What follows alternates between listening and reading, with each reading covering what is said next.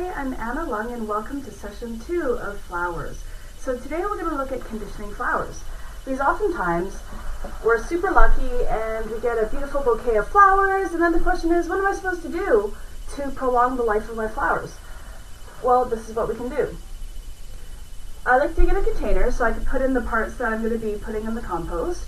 I just use an old pot.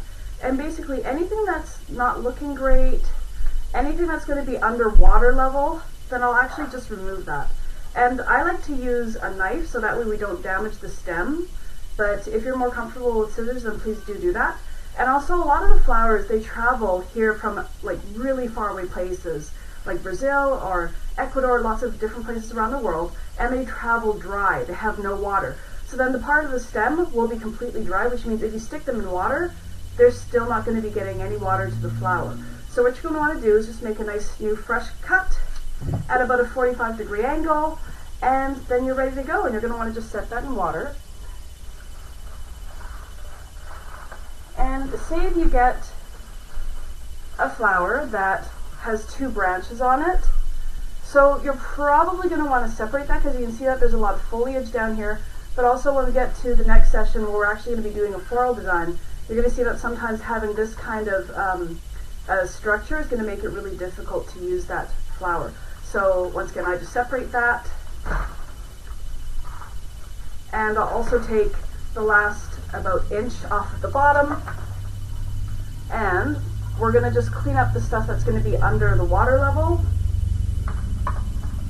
And once again, feel free to use scissors if that's what makes you more comfortable. So you can see that the part that's going to be where the water is going to be in the vase is clear now.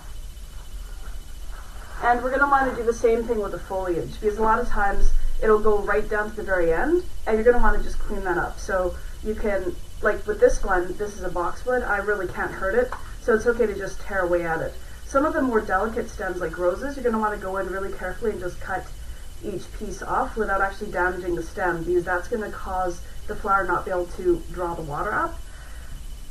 And, you know, oftentimes in flower arrangements, you get those little packages of food. You're going to want to follow the directions really specifically. If it says 1 gallon of water per packet, make sure you put 1 gallon per packet. If it's a bit more water, actually a lot more water or a lot less, it's not going to be as effective.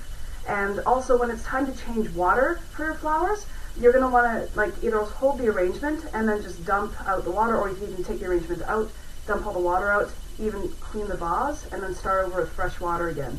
If you're feeling really ambitious, you could even recut the stems every 3 days and change the water. So that's it for session number 2, and please join me next week for how to make a floral arrangement in a vase. Have a good day. Goodbye.